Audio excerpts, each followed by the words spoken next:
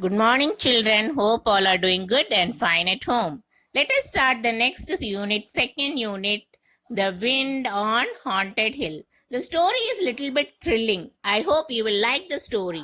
The story is all about few children, how they get scared by hearing the rumors about the ghost. Let's start the lesson now. Try to do these exercises A and B yourself. I will discuss the same in the end of this section. Let's begin the lesson now. Ooh, ooh, ooh, cried the wind as it swept down from the Himalayan snows. It hurried over the hills and passes and hummed and moaned in the tall pines and deodars. On Haunted Hill, there was little to stop the wind, only a few stunted trees and bushes, and the ruins of what had once been a small settlement. On the slopes of the next hill, there was a small village. People kept large stones on their tin roofs to prevent them from blowing away. There was nearly always a wind in these parts. Even on sunny days, doors and windows rattled, chimneys chalked, clothes blew away.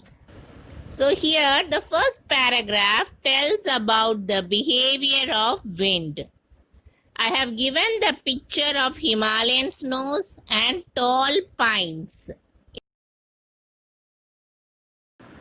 The second paragraph means in the haunted hill, there is nothing much to stop the wind. Only few stunted trees, mean not well-grown trees and bushes, and ruins of settlements, mean broken houses or buildings where people used to live but their symbols are left out. In the third paragraph, there was a small village on the slopes of a hill. Always this place used to be windy, so the people kept large stones on the tin roofs to prevent from blowing away. Wind used to be so strong that the windows and doors rattled and chimneys chalked and the clothes blew away. I have given the picture of chimneys, slopes of hill and ruins of settlement. So now let's move to the next passage. 3 children stood beside a low stone wall, spreading clothes out to dry. On each garment they placed a rock. Even then the clothes fluttered like flags and pennants. Usha, dark-haired and rose-cheeked, struggled with her grandfather's long loose shirt. She was 11 or 12. Her younger brother Suresh was doing his best to hold down a bedsheet while Binya, a slightly older girl, Usha's friend and neighbor, was handling them their clothes one at a time. Please see the picture to understand these 2 paragraphs. Here, 3 children are struggling against the strong wind to dry their clothes. Even though they kept rock on each cloth, it fluttered like flags and pennants. Pennants also similar to flags which flutter on top of hill or ship, etc.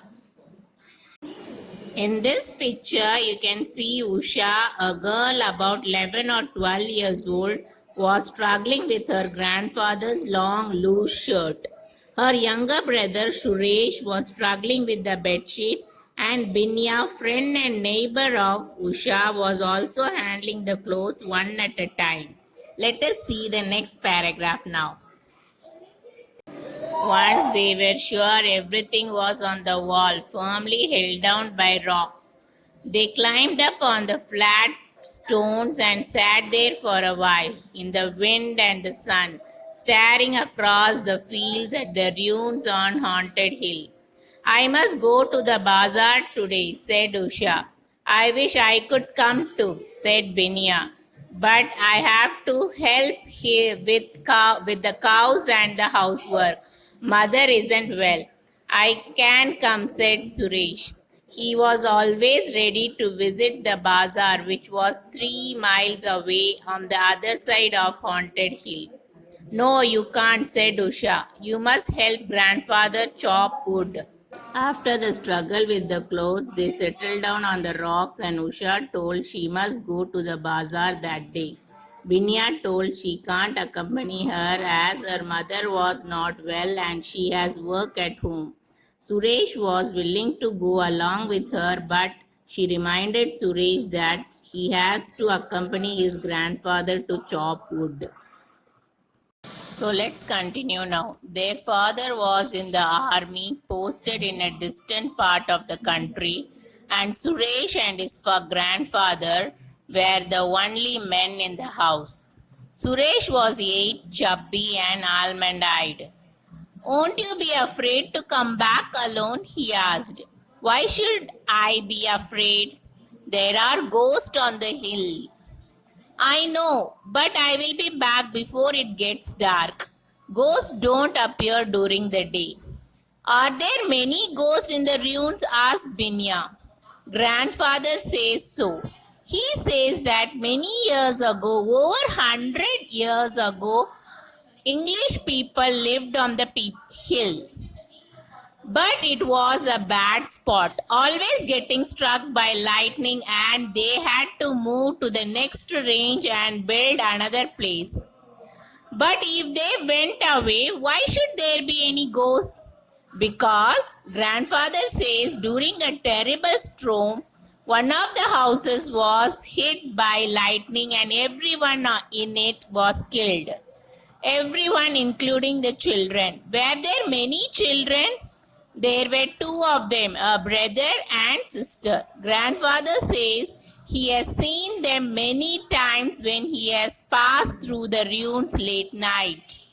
He has seen them playing in the moonlight. Wasn't he frightened? No, old people don't mind seeing ghosts. So here Suresh and his grandfather were the only men in their house, as his father was in army and posted at far away place. So Suresh was asking her sister whether she will not get afraid to come back alone as there were ghosts on the hills. She replies that she knows about it, but she will be back before it gets dark and ghosts don't appear during the day. So Binya asked were there many ghosts in the ruins. For that Usha says that there lived an English family and that place always used to get struck by lightning. And one day, due to the terrible storm, their house was hit by lightning. All of them were killed. Their grandfather has seen the kids many times playing in the moonlight. Nothing goes wrong to old people by seeing ghosts. Let's move to the next page now. Usha set out on her walk to the bazaar at 2 in the afternoon. It was about an hour's walk. She went through the fields, now turning yellow with flowering mustard, then along the saddle of the hill and up to the ruins. The path went straight through the ruins. Usha knew it well. She had often taken it while going to the bazaar to do the weekly shopping or to see her aunt who lived in the town. Wild flowers grew in the crumbling walls. A wild plum tree grew straight out of the floor of what had once been a large hall. Its soft white blossoms had begun to fall. Lizards scattered over the stones, while a whistling thrush, its deep purple plumage glistening in the soft sunshine, sat in an empty window and sang its heart out. Usha sang to herself as she tripped lightly along the path. Soon she had left the ruins behind. The path dipped steeply down to the valley and the little town with its straggling bazaar. She started at 2 o'clock in the afternoon to the bazaar. She has to walk for an hour to reach the bazaar. She went through the fields, then along the saddle of the hill and up to the ruins. Ruins already I have explained. It is a broken building or house not used for a long time. The path went through the ruins. She is used to use that path as she always goes for weekly shopping or to meet her aunt who is in the town. Wild flowers grew in the crumbling walls. A wild plum tree grew straight out of the floor of what had once been a large hall. Its soft white blossoms had begun to fall. Lizards scuttled over the stones, while a whistling thrush, its deep purple plumage glistening in the soft sunshine, sat in an empty window and sang its heart out. Usha sang to herself as she tripped lightly along the path. Soon she had left the ruins behind.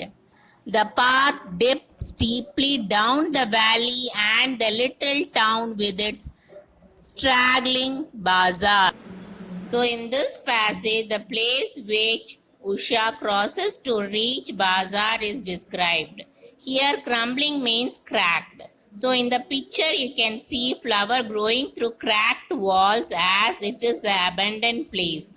Also, she saw plum tree where there used to be a hall once. Lizards were running over the stones, and a thrush is a bird. I have given the picture which was sitting on the window and singing song. She enjoyed the place and was singing song to herself and past the ruins and through the valleys. At last she reached the bazaar. Here the word straggling means wherever you turn you find shops. Now let us move to the next passage. Usha took her time in the bazaar. She bought soap and matches, spices and sugar. None of these things could be had in the village where there was no shop. And a new pipe stem for her grandfather's hookah and an exercise book for Suresh to do his sums in. As an afterthought, she bought him some marbles. Then she went to a mochi shop to have her mother's slippers repaired. The mochi was busy, so she left the slippers with him and said she would be back in half an hour.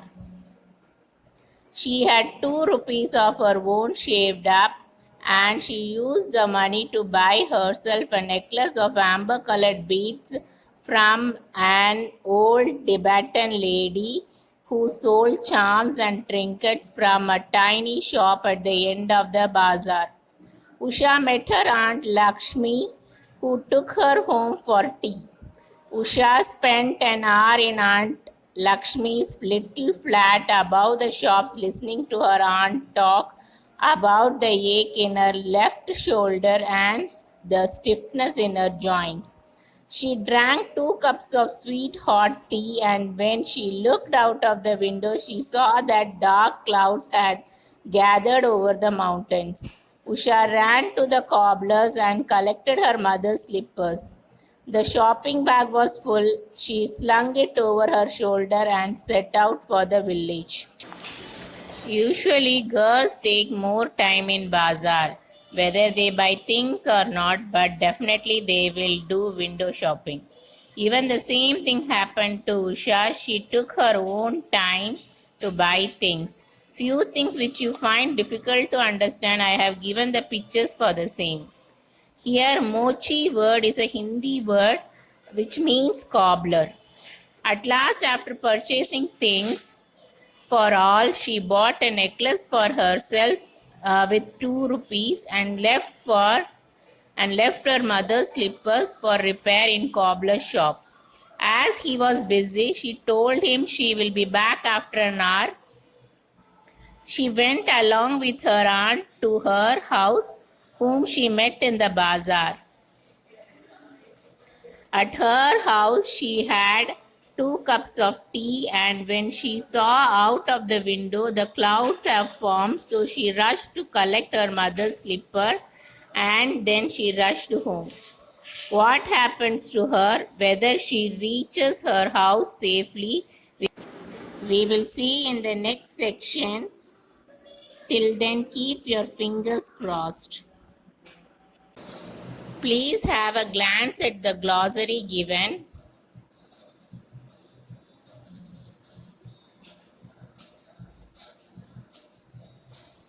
Thank you, children. Hope you all have understood the story well. Be safe at home. Have a pleasant day.